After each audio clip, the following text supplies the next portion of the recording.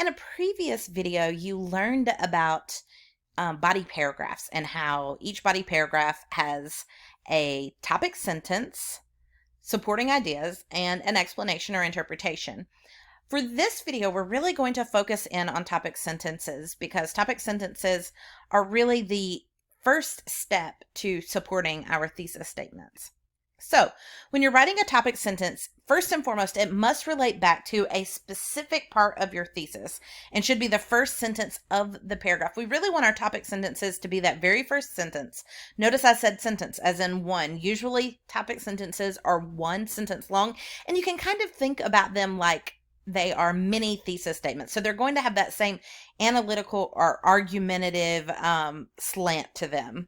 Without a topic sentence, your body paragraph will be unfocused and unclear. Even if you have great evidence and strong explanation, if your reader doesn't start out knowing what the paragraph's going to be about, your reader will be confused, and you don't want that. Topic sentences must contain analysis. It's not enough to discuss a particular example or to summarize information from a source.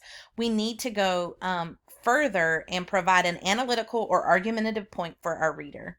If you begin your paragraph with an example or with evidence from a source, your reader will not know how these things relate to your thesis. It's up to you to connect the dots for your reader and to make your point before backing it up with examples or sources. Again, it's your job to connect the dots. Topic sentences are one of the ways that we really, as writers, connect dots for our readers. So let's go from thesis to topic sentence. Here's a sample thesis. In Hamlet, Shakespeare uses the thoughts and actions of his protagonist to explore the thin border between madness and revenge. So we can see from this thesis statement that we're going to, in this paper, look at Hamlet's thoughts, Hamlet's actions, the idea of madness and revenge and how they're so very closely related. So here are two potential topic sentences. Topic sentence 1 says, throughout the play, Hamlet's bizarre actions make his true mental state ambiguous, casting doubt on his sanity. So here in this paragraph, we can see that we're going to use examples of Hamlet's actions to show how his sanity is called into question, how he might not be functioning on a fully sane level. So let's look and see how that relates back to our thesis. First and foremost, we're going to see similar words. So we see the words actions and actions. We have the phrase casting doubt on his sanity, which relates back to the word madness. So we want to keep these things in mind, that we're using similar language, not all the same words, but similar language to draw that connection between topic sentence and thesis. Here's a second topic sentence. It says, Hamlet's inner thoughts express the protagonist's turmoil over the death of his father and his thirst for revenge. So here we're going to look at examples of Hamlet's inner thoughts. Throughout the play Hamlet, if you've never read it, we get Hamlet kind of talking through his thoughts a lot.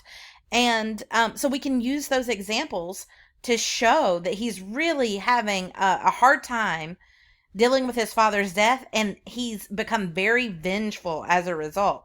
So when we look at our topic sentence and compare it to our thesis, we're going to see similar words. We have Hamlet's inner thoughts. In our thesis, we have Hamlet and thoughts. So we know that there's a clear connection there.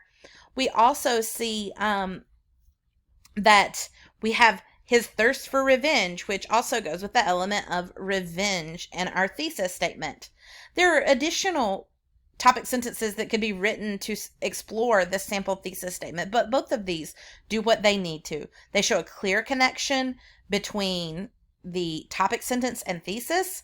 There's similar wording, but not the exact same wording. And we have a clear understanding of what types of examples we're going to see in the paragraph. In topic sentence 1, we're going to see examples of Hamlet's behavior. In topic sentence 2, we're going to see examples of Hamlet's thoughts. And then we also need to understand that from the topic sentences, we can see that once we have those examples, our writer is going to prove to us how that casts doubts on Hamlet's sanity. In the second topic sentence, in that body paragraph, we can see that this paragraph is going to use Hamlet's thoughts to prove to us that he is conflicted and dealing with this thirst for revenge. When you have topic sentences, you should consider the following. Does your topic sentence demonstrate a clear relationship to the thesis?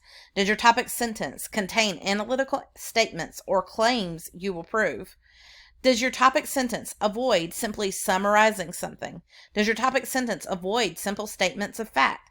Does your topic sentence avoid evidence or examples? You should be able to say yes to each of these. In this last one, while evidence and examples are important, they aren't going to be part of your topic sentence. They're going to be the very next sentence, likely. That's when you'll start putting those in. Sometimes students are inclined to write topic sentences that are statements of fact.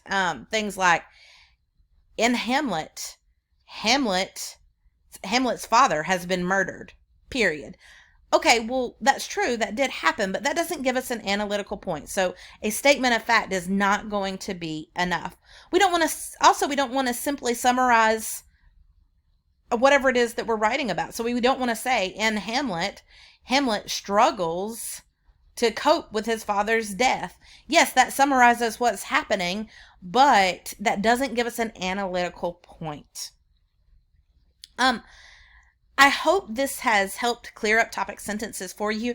In this week's activity, you will have the opportunity to practice more closely writing effective topic sentences so that when we get to Essay 1, you know what's expected of you. Again, if you have any questions, let me know.